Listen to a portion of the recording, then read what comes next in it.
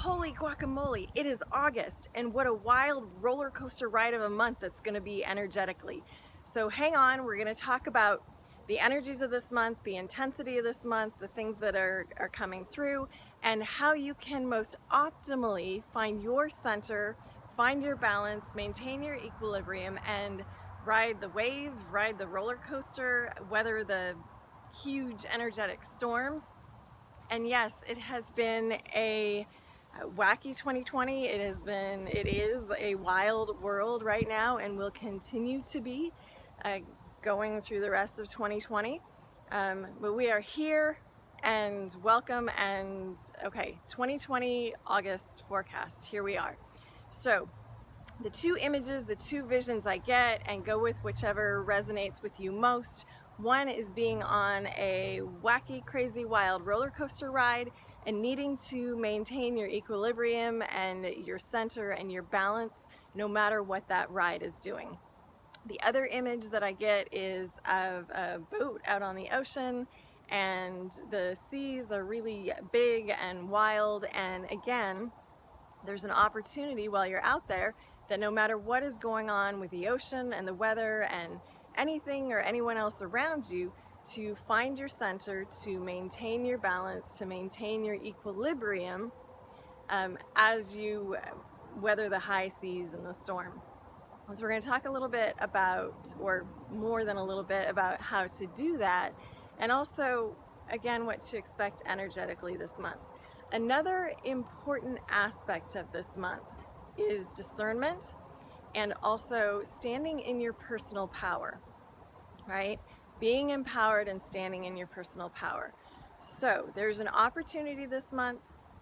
We're being invited to tune into what is true for us, tune into what is real and genuine, to tune into the truth behind the facade, right?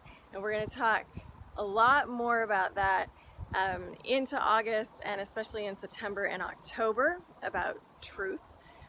But specifically for the month of August, that if you are watching the news, and I would encourage you to turn off the news and not read the news, but that's obviously, that's a choice, right? We have free will there.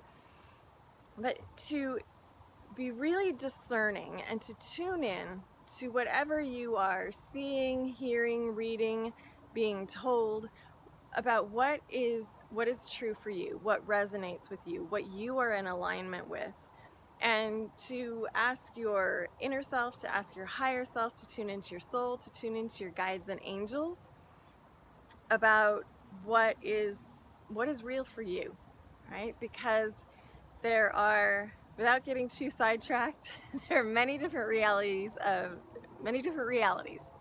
right now, and that will continue to be so for a while.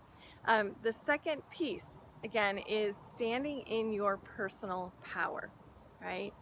You are so much more powerful than you even realize. And this is what the angels are saying, that we all have our own personal power, our own strength, and they're saying that no matter what is happening, to stand tall and to stand in your personal power, right? And sometimes that is challenging, especially if you are a light worker or a light warrior or a healer or a channel, right? To stand in your personal power around what you know, see, feel, hear from your soul, your higher self, your guides and angels, what you know to be true, right? So standing in your personal power is a big part of, it goes hand in hand with maintaining your equilibrium and balance and finding your center. Now, how can you do this during the month when things are kind of wild and crazy, right? First of all, nature. Trees, flowers, plants, getting out in nature is huge. Nature helps us connect with our higher selves. It helps us experience peace and calm and happiness and joy and insights and inspiration and creativity, and all that wonderfulness helps us connect with our guides and angels. You can talk to the trees, connect with the trees, go hug a tree, right? It's perfectly safe right now to go hug a tree. So especially if you're missing personal hugs and interactions, go hug a tree, as woo-woo and wacky as that sounds, and allow the energy, the purifying, rejuvenating, nurturing, restorative energy of nature to nurture and rejuvenate and restore you, and also to help you connect with yourself and your higher self and your guides and angels. So nature, number one.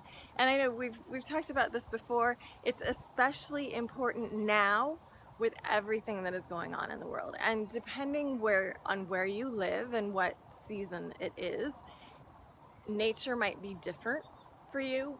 And so even if it is your backyard, your garden, your patio, a local park, or the ocean is awesome. Ocean, lakes, rivers, as far out in nature as you can get will really help to nourish, nurture, support, sustain, and also help you find your inner center, your balance, your equilibrium, your calm, and help you tune into your own wisdom, which is also really important this month.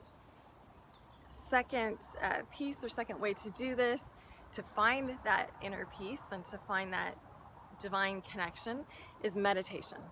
And there are lots of different forms of meditation. It doesn't have to be like a, super structured formal. There isn't like one size fits all. So any meditation for you where you can quiet your mind, find your center, tune into your higher self, tune into your guides and angels, whether this is a guided meditation or a visualization meditation, even a gentle walking meditation, listening to some beautiful, gentle music, or even I'm hearing even singing and chanting, but really anything that works for you in terms of meditation is be really, really valuable this month. And they're saying, like, I can't emphasize really enough, like really, really valuable this month. So getting out in nature in whatever way you can, meditation. And they're saying, and this is a carryover from July where they were talking about creativity. Right? We all are born creative. We all are born with innate creativity. And as we are kids, and especially in schools, a lot of times either the creative aspects aren't emphasized or we aren't encouraged to be creative, or we're judged, ranked, and graded on our creative projects, which the angels are saying immediately just squashes. It's like it squashes our creative spirit. So this can be singing, dancing, drawing, painting, writing, gardening, doing something again out in nature, creating something, anything, and it doesn't have to be for anyone else to see, right? But this helps you get out of your head. And they're also saying is that when we're in our heads, it is when we are the least balanced, the most wobbly, and when the roller coaster or the storm at sea really starts to get to us is when we're in our heads. So anything that you can do to healthfully get out of your head, right? So it isn't about escaping. It's still being very present.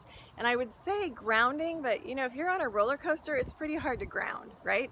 If you're on a ship at sea, it's pretty hard to ground. So it's not even so much about grounding, but again, being present, finding your center, your equilibrium, your balance.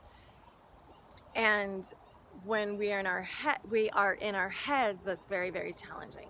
So again, it's not about using something to escape. It's not about escaping through TVs or movie or something else, right? It's about being present and finding ways. When we're creative, we're not so much in our heads, right? When we're meditating, it helps us to eventually get out of our heads. When we're in nature, that connection can be so immense and intense, and even it like overpowers the logical, analytical in our heads part of ourselves. So getting out in nature, meditating, creativity. Okay, and they also want to they talked a bit about discernment, right? Tuning into what is true for you. Also, to really pay attention to what you are watching, what you are reading, what conversations you're getting involved in or engaging in, to notice whether these are conversations that help you connect with yourself, your truth, your heart, your body, your spirit, or whether they are conversations, things that you're watching, reading that bring you into angst, into your head, into spinning, into anxiety, into drama, into all that ama stuff. All the amas or all the uhs. So notice what you're engaging in, what you're participating in, what you're listening to, what you're watching. Again, whether it's a TV show, a video, a podcast, something that you're reading online. Notice whether it is bringing you closer to your center, closer to equilibrium and balance, or if it's knocking you off your balance, right? If it's making everything feel more tumultuous and heady and emotional. So notice, be aware, and then we are invited, or we have the opportunity to make conscious choices around what we are watching, what we're listening to, what we're engaging in, what we're participating in. Yeah, all of that. So they're saying you get the idea, you get the picture. So a really big month energetically. It's going to be a big month in the world. We're all connected. We're part of a collective. We're part of collective energy. So we're all going to feel it on different levels, varying degrees. But you now have more information about what the month is going to look like, about what the energies are like, about what to expect, how to navigate it, and how to maintain your own personal well-being, which, as we each maintain our own personal well-being, it helps with the collective well-being and shifting the collective well-being. So, wishing you a beautiful month of August, even though it's going to be a super wild month. Still wishing you much peace, joy, love, abundance, prosperity, great health, well-being, and centeredness, equilibrium, balance as you ride the roller coaster or the waves or the ship that will be August 2020. Thank you for joining me. I'm Robin Hessinger of Inspired Guidance and Get Lit Academy, and I'll be doing more updates as the month progresses. We'll also be doing some guided channeled meditations to help you connect with your intuition and angels. So please join me on the Inspired Guidance page on Facebook or either of my sites, Robin Hessinger or inspiredguidance.com. And thank you again for joining me. Have a great rest of your day or evening wherever you are in the world. Lots of love. Ciao for now.